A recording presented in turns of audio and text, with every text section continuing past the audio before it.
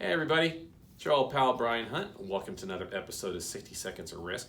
And today I'm coming from the Town Hall of City of Mesquite, and I have the distinct pleasure of having Mr. Charles Gillenwater on the show. Charles, thank you for being here. Oh, thank you, Brian. So Charles, you are the risk manager for the City of Mesquite, correct? That is correct. And how long have you been doing this for?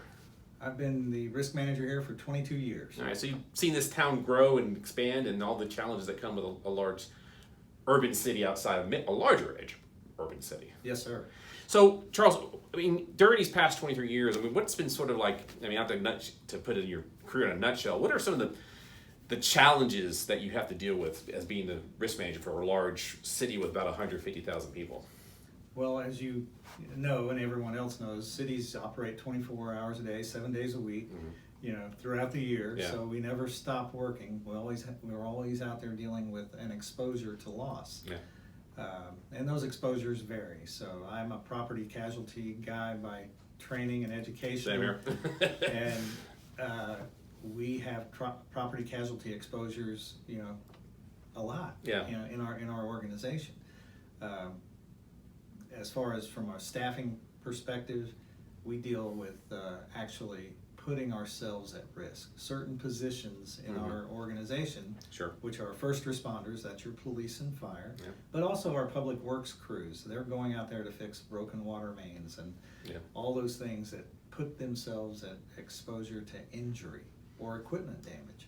So that's just part of it. Yeah. So we have to do it right. That doesn't mean we work in an unsafe manner. That means we go in there with the right tools, the training, and the expertise to get it done. So that does result in property damage sometimes. It results in injury sometimes.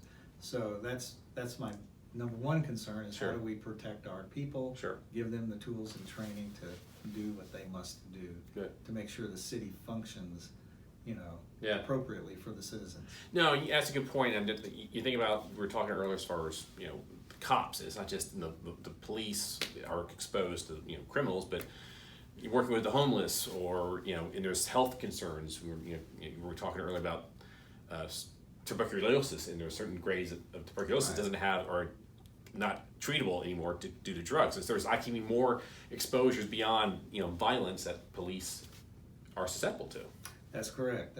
Everybody in a city like Mesquite, which in most of the cities in the Dallas area, which we're a Dallas city or a Dallas suburb, we have we're developing new properties, meaning we've got new housing and new light industrial being built, new roads. But we also are in the redevelopment phase in certain areas of our community because it's an older community. So you're in there rehabbing houses.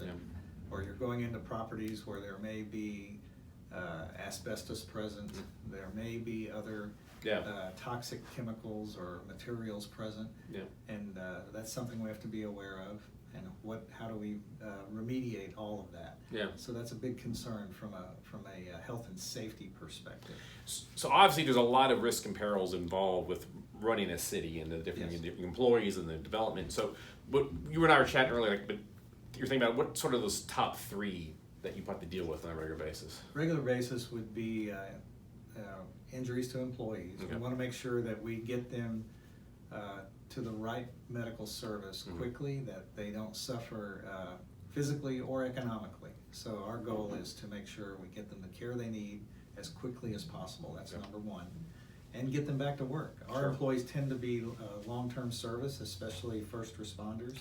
We have very proud of the fact that we have a lot of employees that have worked here more than 20, more than 30, including in public works. So, how do we keep them safe and healthy during that long career phase?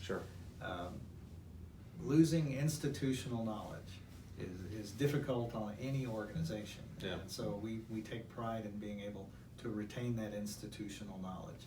So that's my number one priority. Second to that is, when we have property loss, damage to properties, especially ones that are essential for citizens, we want to make sure we get those properties remediated as quickly as possible.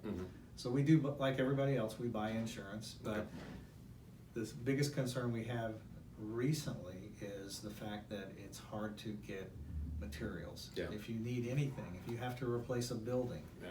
a fire truck, a police car, those things require a long lead time now, a lot longer than we're used to. Yeah. And sometimes it's over a year Yeah. before we can get a vehicle back, Yeah. or Yeah. replaced. Yeah. So that's my second largest concern. Okay. And third is, how do we get out in this hard market and get the coverage that we need? Mm-hmm. Whether we're self-insuring or we've got reinsurance, of course. Yeah. But just the cost of coverage is become an issue. It's Absolutely. a hard market. Very much and so. I don't know about you, but I don't see it getting soft anytime soon. Not anytime soon. For certain lines of coverage. Correct. If anything, Yeah. it tends to be Yeah. just staying on a firm level for Yeah. quite a while. No, absolutely. So we deal with all those things like any other organization or homeowner. Okay. I said the thing is that makes us a little different is we're not going out of business.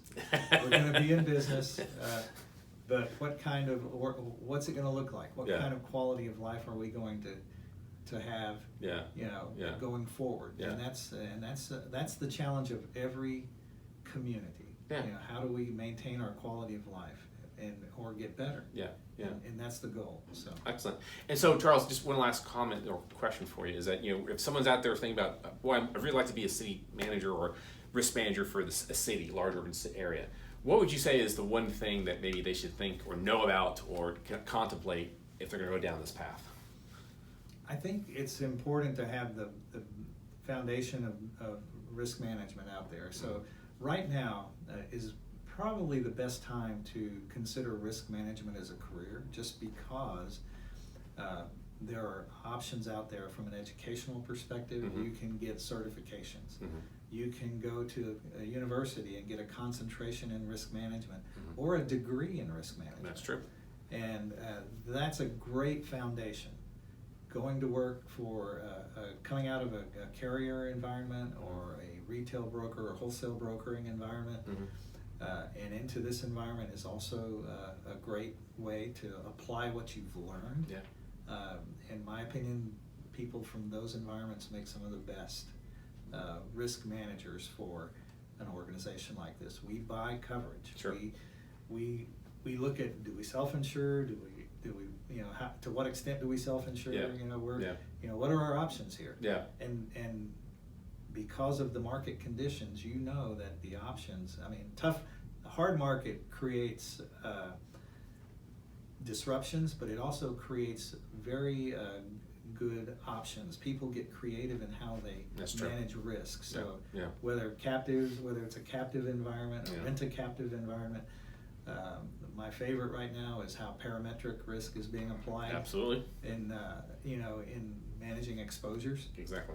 We used to I used to call that, well, that's just a special event. Let's buy rain coverage. Yeah, and if it rains more than an inch, it's triggering coverage and we're good. But now we can do that on other exposures. And that's the creativity of the industry. Correct. And I'll, a shameless plug for Dallas-Fort Worth, I will put our risk management industry professionals from the retail side, the wholesale side, the carrier side, up against anybody in the world. We are globally influential from this spot on the map. Yeah. And I take great pride in that, and it gives me comfort when I have a challenging risk question or a new exposure that I wake up to and say, well, that's new. Yeah. What can we do about it? Yeah. Those experts are here in our market. Amen to that. Well, very good. Charles, thank you so much for your time. I appreciate it. Good. I enjoyed it. So if you've enjoyed this show, as always, guys, please post a note on LinkedIn or send me a message if there's a certain individual or topic you want me to cover. You can also find links to this video on the website formerly known as Twitter, as also on Facebook, and also on Substack. You can also subscribe to the channel on YouTube to find this and other videos if you want to see these again. Until next time, guys. Bye.